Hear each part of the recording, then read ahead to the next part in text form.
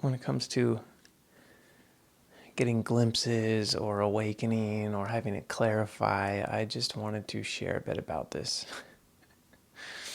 I didn't understand any of this until it happened for me, but I've had some questions on, and I've heard people talk about it on other pages, that kind of getting it and losing it and seeing it and then being plunged back into despair and emotional problems and such. And then I got a question recently. One of my videos, I guess whatever I was saying sounded clear. And it was about, when did your awakening clarify? And I kind of answered, and we went back and forth a little bit, but then I thought about it. And I don't know if it did, or if it's still in process, which I think is more likely. It never seems like I am there, I have arrived. It just seems like an unfolding, like a continual unfolding. But let's rewind a little bit, because I did have a situation where I gained an immense amount of peace and opening, and I lived in a place that was so drastically different that I thought I did arrive. For a month or two, I thought, wow, I somehow got enlightened. This is amazing. And then I quickly lost it. And then I was plunged into the dark night of the soul, which was the worst season of my entire life. And then after that, a bigger shift happened, and that's where I'm at currently. So I track it by my youngest daughter, because she's 15, 16 months old right now. So when she was born, did I say youngest? Yeah. When she was born, I was holding her while my wife was taking a shower at the time, and she was inconsolable, very new, like a few weeks old, nonstop crying. I was rocking her and trying to do all the things that you do, and nothing was working. She was just crying and crying and crying, and I was completely fine. And I noticed, because I was not like that with my previous two kids. So this time, she's screaming, I'm rocking her, kind of walking around the house with her, and I felt so good and peaceful and at ease, and I just didn't even have a thought. It was just, I'm here, there's sound, she's cute. Like there was nothing, there was no suffering, there was nothing happening. Now, I could tell my wife at the time like hurried and got out of the shower, because she heard her crying and like was trying to come and save me. And she kind of rushes out, not even fully clothed, and goes to like help me or get the baby. And she noticed how calm I looked. And it kind of shocked her, because that wasn't my normal. To which I told her, I'm fine, just take your time, it's okay. And she did. And yeah, that marked the first time I noticed a difference in me. I didn't know what happened, how I got there. It just showed up one day. And this is what I call a glimpse, because it was so short-lived. Now, it was maybe a month long. Anyway, and this is the time where I also noticed I didn't have anxiety for the first time. I would go out in public with my family, and there was no anxiety. And, my wife at the time started noticing all these changes and was like, wow, this is interesting. You're so different. And I've thoroughly enjoyed that month of my life and thought it was going to just be that way forever, and to which I would have been fine. But that's not how this process often works for people. So I was reading through a book that I really like called Awake by Angelo DeLullo. He's a good one. He's got a lot of experience and really practical. Anyway, in the book it said if he could give voice to what happens when you kind of get a glimpse and then get plunged back into like pain and suffering, if those could speak, they would say, here is what unfiltered reality looks like. And then when you get plunged into the pain again, it would say, and here's what you need to get rid of to have this experience, to live in this experience. And it's so accurate. It's I got a glimpse of something that was true, that was beautiful. But then when I was plunged back into real life, all my pain got amplified to the point where like all my resistance points, all the things I wasn't looking at in myself, all the things that needed to change but I didn't want to because I was scared of what people would think, of what my life would look like. I just had immense fear. And luckily, that glimpse gave me real experience of what life could look like. So I knew. I didn't have to believe it. I didn't have to read it. I didn't have to hear someone else's experience. I knew. And that's the beauty of this process, of this divine intelligence. It's intelligent. It gave me exactly what I needed to then plunge me into the darkest time of my life with the knowledge that and the real experience of the peace that I could live in, that was a true possibility for me. Now it wasn't just an idea. So I got plunged back into the dark night of the soul, which lasted another 4, 5, 6 months. It was a long time. And then in that is where at the end of the dark night, I really did make some changes. I separated from my wife. I cut out some friends that were super unhealthy. I changed jobs because I had a really crazy boss. And there was just some things that needed to change, that needed to happen, that I was resisting. I finally stopped going to counseling because he wasn't helping me.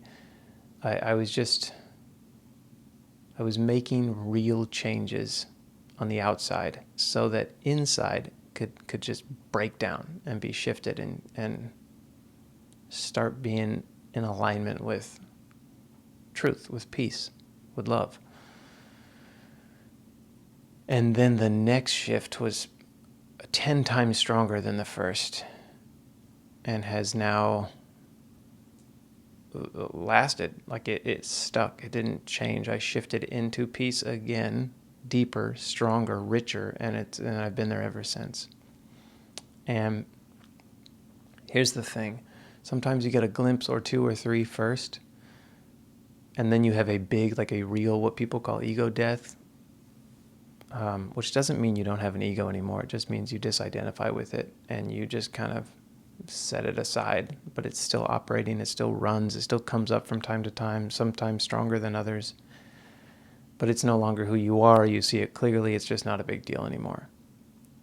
When that happened, it's more of a permanent, like you now live in this space. It's not a glimpse anymore. It's just like it's a permanent state. And what also comes with that is what people call the honeymoon period. I didn't want to believe this at first. I had someone tell me, oh, you're in the honeymoon period. It'll end. And when it ends, like, don't be dismayed. Don't be attached to it. Like, it's okay. It just happens. And my thought, well, he told me that was, no, I'm going to stay in this state. It's not going to fade. And there is like an extra joy or peace or bliss where it's almost hard to function in the world. And that does kind of normalize over time. So for about 2 months, I would turn on the camera and sit here recording, and I was in such peace and in the present moment and just experiencing eternity that I would accidentally have a recorded video of me saying nothing for 20 minutes because I would just sit here in silence because it felt so good. Now, that did normalize, that diminished a little bit. I can hit record and actually speak now, which is good because like you need to function in the world. You can't live in that state all the time. I enjoyed it. There was no mind. I didn't read. I wasn't watching videos. I was just recording a few. There was little to no stories happening. My thoughts were really quiet. Meditation was like, it wasn't even meditation. It was just every second of every day, sitting still and having no thoughts was easy. Now, some of those things have come back, but it's different now. It's not like a glimpse and then you're out of it. I'm still in a state of peace and calm, But now when things have come back, I've noticed a pattern.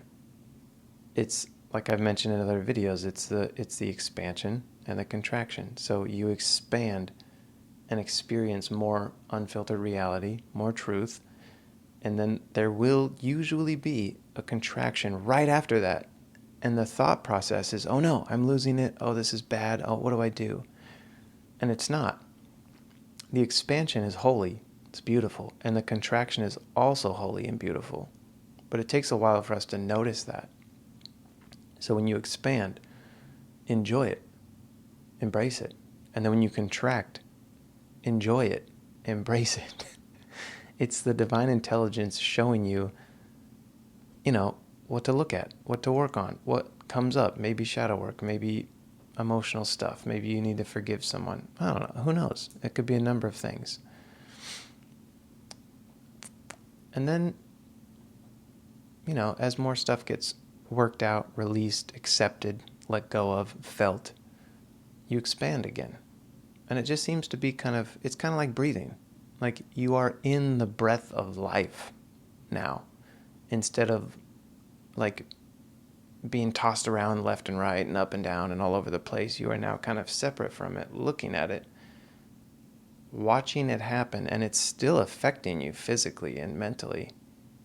But you are not physical or mental, so you're able to just see it and witness it and do what needs to be done. But that,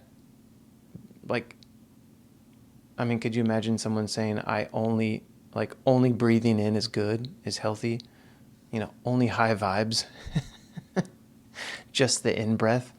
No, you need the out-breath. You need the low vibrations. It's all equally holy. It's definitely a red flag when someone says high vibes only. No, that's not life. That's not how life works. It's a green flag if someone is 100% okay with and accepts all vibrational states, because that is life, that is normal, and learns from or just feels through whatever happens, be it joy, be it pain, be it sadness. Nothing is to be resisted. Everything is to just be enjoyed, experienced, looked at.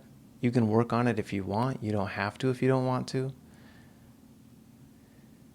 And anyway, so the last question I got, when did my awakening clarify? It continues to clarify itself. I'm just watching it happen. So I don't know if it ever did. I'm just noticing that there is less resistance to the breathing of life. It goes in, it goes out.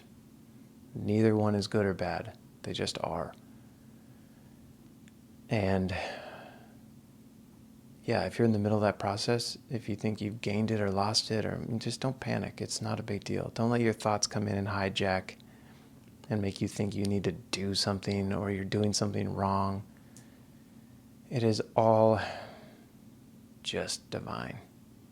It's okay to not feel great.